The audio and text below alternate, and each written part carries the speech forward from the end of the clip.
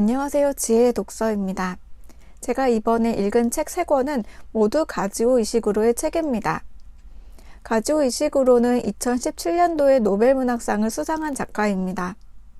2018년도에는 한림원 수상 심사위원들 중에 성추문에 휩싸인 위원들이 있어서 그 해에는 작년에는 수상자가 나오지가 않았죠.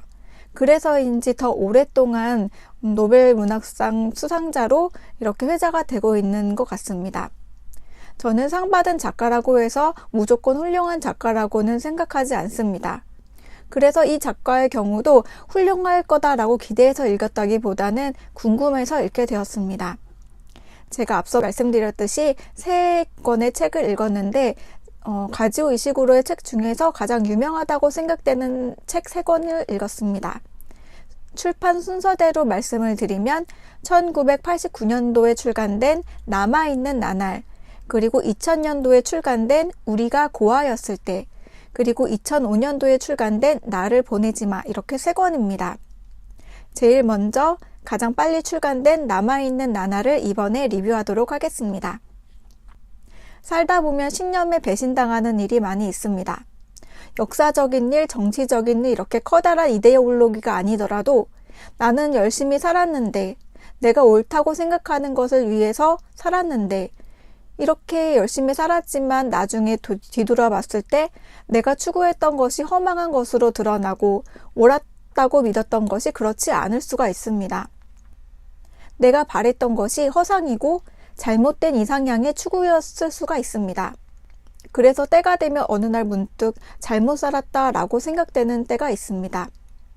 물론 우리는 잘못 살지 않으려고 노력을 하지만 그럼에도 불구하고 허무함, 자괴감, 상실감 이런 거에 빠질 때가 있습니다. 그에 관한 소설입니다. 주인공은 스티븐슨입니다. 집사로서 달링턴 홀이라는 유서 깊은 집에서 달링턴경을 35년이나 모셨습니다.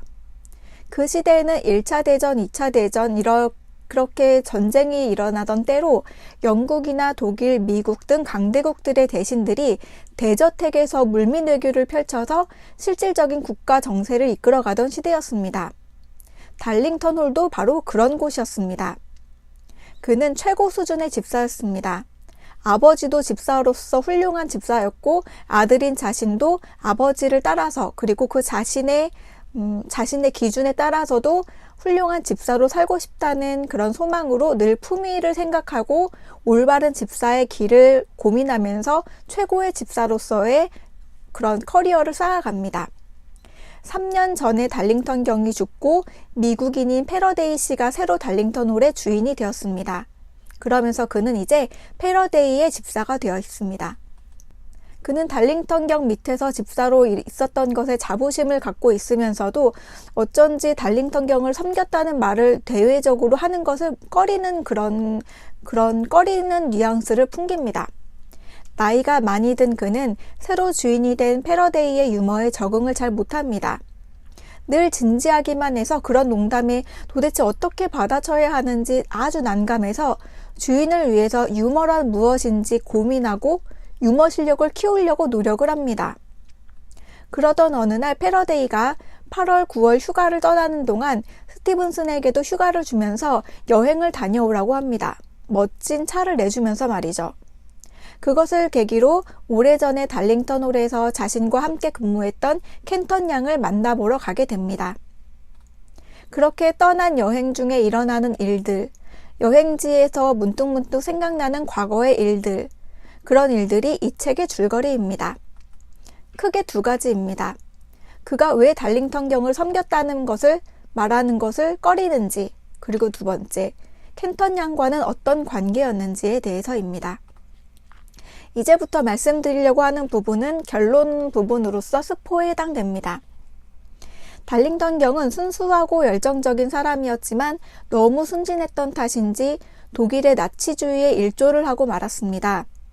좋은 뜻으로 열심을 내었지만 결국 히틀러 편에 선격이 되어서 2차 대전 후에 나쁜 사람으로 완전히 낙인이 찍혀서 말년을 초라하게 보냈습니다. 그리고 스티븐스는 최고의 집사가 되기 위해 아버지의 임종도 제대로 챙기지 못하고 켄턴 양을 사랑하면서도 그 감정조차 제대로 챙기지 못하고 그녀를 다른 남자에게 떠나보냈습니다. 그런데 시간이 흘러 노인이 되어 지난 날을 돌아봤을 때 나는 열심히 집사의 역할을 다 했는데 내가 섬겼던 주인이 나치에 한 몫을 했다는 것으로 나 역시 제대로 된 삶을 살았는가 하는 것에 대한 회의를 느끼게 됩니다. 자신은 최고의 집사였다고 자부하면서도 그런 의문이 마음 한켠에 늘 번뜩이고 있습니다. 그리고 지금은 나이가 들어서 제대로 집사 노릇을 못한다는 것에 대한 자괴감에 빠져 있습니다. 새로운 주인 패러데이를 잘 모시고 싶은데 자꾸 예전에는 안 하던 실수를 합니다. 늙어버렸다는 것에 대한 그리고 흘러간 시간에 대한 속절없는 서러움이 가득합니다. 그리고 또 자신은 켄턴 양과 다시 일을 하면서 여생을 보내고 싶지만 또 켄턴 양도 그것을 원할 거라고 생각하고 있었는데 사실은 켄턴 양은 지금의 남편과 오랜 시간을 함께 하면서 이제 사랑한다는 것을 깨닫고 자신의 삶에 만족하고 있습니다. 그녀의 딸은 곧 아기를 낳아서 켄턴 양은 할머니가 될 예정에 있습니다. 이런 모든 사실을 직시하고 스티븐스는 충격을 받지만 곧 담담하게 받아들입니다. 자신에게 남는 것은 없다는 느낌이 듭니다. 그리고 이제 켄턴 양과 다시 만날 기약 없는 이별을 합니다. 그렇게 이별을 하고 혼자 부둣가를 걷습니다. 저녁 무렵이 되어서 사람들이 모두 여유 있는 미소를 띠고 있는 것을 봅니다. 정말 푸근하고 편안한 분위기입니다. 그리고 거기서 한 노인을 만납니다. 그 노인과의 대화를 읽어드리도록 하겠습니다. 노인은 아무 말 없이 고개만 끄덕였으므로 나는 계속 말했다. 새 주인인 패러데이 어르신께서 도착하신 후로 내 나름대로 정말 열심히 무던히도 애써왔습니다. 그분께서 받아 마땅하다고 생각되는 수준으로 봉사를 하려고 말입니다. 그런데 노력하고 노력했지만 무슨 일을 하든 지난날 내가 설정했던 기준들에 한참 미달해 있는 나 자신을 발견하게 됩니다. 나의 작업에서 점점 더 많은 실수들이 나타나고 있어요. 지극히 사소한 것들이죠. 적어도 지금까지는 말입니다. 그러나 예전 같았으면 결코 저지르지 않았을 실수들이에요. 그게 무엇을 의미하는지 나는 잘 압니다. 나는 맹세코 노력하고 노력했지만 아무 소용이 없어요. 나는 주어야 했던 것을 줘버렸습니다. 달링턴 나리께 모두 줘버렸죠. 저런 형씨, 성수건이 필요해요? 내가 어디 넣어가지고 왔는데, 아 여기 있군. 아주 깨끗한 거라오. 아침에 내가 코만 한번 풀었어요. 이걸 써요 형씨. 아니 괜찮아요. 고맙지만 됐습니다. 미안합니다. 여행을 하다 보니 좀 지쳤나 봅니다. 정말 미안하게 됐어요. 그 나리인가 뭔가 하는 양반한테 애착이 컸던 것 같군요. 돌아가신 지 3년째라고 했죠? 내가 볼 때 그 양반한테 너무 집착했어요, 흥씨. 달링턴 나리는 나쁜 분이 아니셨어요. 전혀 그런 분이 아니었습니다. 그리고 그분에게는 생을 마감하면서 당신께서 실수했다고 말씀하실 수 있는 특권이라도 있었지요. 나리는 용기 있는 분이셨어요. 인생에서 어떤 길을 택하셨고 그것이 잘못된 길로 판명되긴 했지만 최소한 그 길을 택했노라는 말씀은 하실 수 있습니다. 나로 말하자면 그런 말조차 할 수가 없어요. 알겠습니까? 나는 믿었어요. 나리의 지혜를. 긴 세월 그분을 모셔오면서 내가 뭔가 가치 있는 일을 하고 있다고 믿었지요. 나는 실수를 저질렀다는 말조차 할 수 없습니다. 여기에 정녕 무슨 품위가 있단 말인가 하고 나는 자문하지 않을 수 없어요. 이봐요 형씨, 내가 자신의 이야기를 제대로 이해한 건지 어떤지는 모르겠소만 만약 나한테 묻는다면 이런 태도는 정말 잘못되었다고 말하고 싶어요. 알겠어요? 만날 그렇게 뒤만 돌아보아선 안 됩니다. 우울해지기 마련이거든요. 그래요. 이제 당신은 예전만큼 일을 해낼 수 없어요. 하지만 그건 우리도 다 마찬가지 아니겠어요? 사람은 때가 되면 쉬어야 하는 법이요. 나를 봐요. 퇴직한 그날부터 종달새처럼 즐겁게 지낸답니다. 그래요. 우리 둘 다 피 끓는 청춘이라고는 할 수 없지만 그래도 계속 앞을 보고 전진해야 하는 거요. 그리고 나서 그는 그렇게 말했던 것 같다. 즐기며 살아야 합니다. 저녁은 하루 중에 가장 좋은 때요. 당신은 하루의 일을 끝냈어요. 이제는 다리를 쭉 뻗고 즐길 수 있어요. 내 생각은 그래요. 아니, 누구를 잡고 물어봐도 그렇게 말할 거요. 하루 중 가장 좋은 때는 저녁이라고. 지당한 말씀인 것 같소. 내가 말했다. 이렇게 흉한 꼴을 보여서 정말 미안하군요. 내가 너무 과로했던 모양이요. 여행을 좀 지나치게 했거든요. 노인이 자리를 뜬 후 20여 분이 지났지만 나는 방금 막 치러진 이벤트, 즉 선창의 전등에 불이 켜지는 행사를 기다리며 계속 이 벤치에 앉아 있다. 즐거움을 찾아 선창에 모여든 사람들이 이 작은 이벤트 앞에서 행복해하는 걸 보니 앞서도 말했듯 대다수 사람들에게 저녁은 하루 중 가장 즐거운 때라고 한 내 말동무의 이야기가 정말 옳다는 생각이 든다. 그리고 이제는 뒤는 그만 돌아보고 좀 더 적극적인 시선으로 내 하루의 나머지 시간을 잘 활용해 보라고 한 그의 충고도 일리가 있는 것 같다. 하긴 그렇다. 언제까지나 뒤만 돌아보며 내 인생이 바랬던 대로 되지 않았다고 자책해 본들 무엇이 나오겠는가. 이것이 이 책의 첫 번째 메시지입니다. 주관을 갖고 최선을 다해 사는 것이 중요하고 그것이 예상치 못한 결과를 냈다면 어쩔 수 없는 것이다.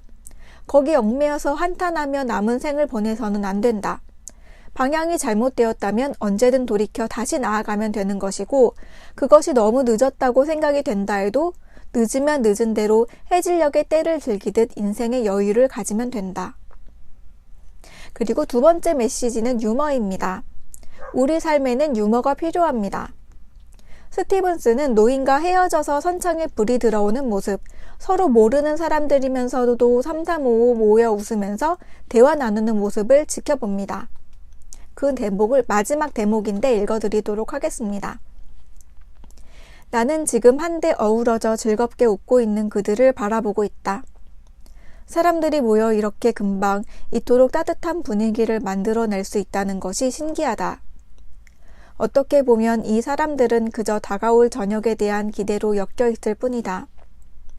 그러나 내가 볼 때는 저렇게 스스럼 없이 농담을 주고받을 수 있는 기술이 더 크게 작용한 것이 아닌가 싶다. 내가 듣고 있는 이 순간에도 그들은 우스갯소리를 주고받고 있다. 사람들이 좋아하는 것이 바로 저런 거구나 싶다. 어쩌면 좀 전에 내 옆에 앉았던 노인도 나와 농담이나 주고받으려 한 것인지 모른다. 그게 사실이라면 내가 본의 아니게 실망만 안겨준 셈이다.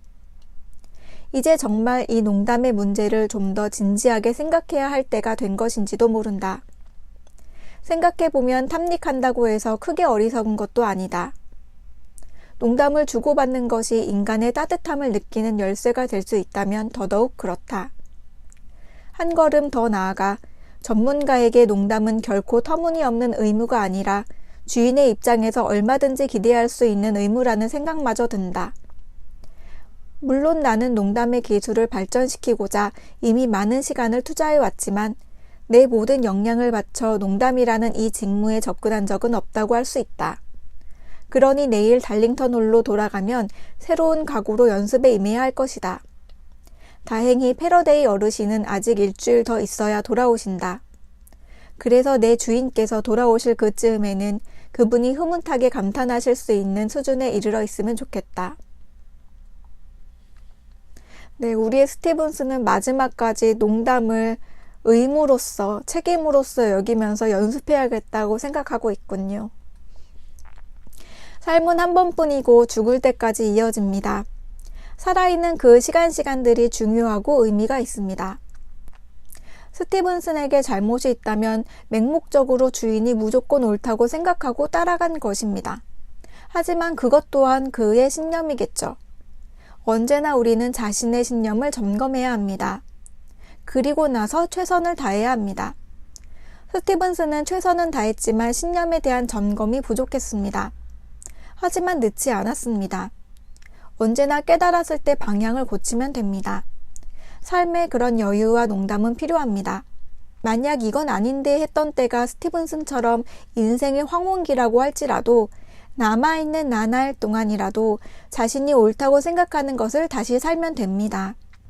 하루 종일 모든 시간이 아름답듯이 인생의 모든 나날들은 아름답습니다. 오늘 함께한 책은 가즈오 이시구로의 남아있는 나날이었습니다. 지금까지 지혜의 독서였습니다. 감사합니다.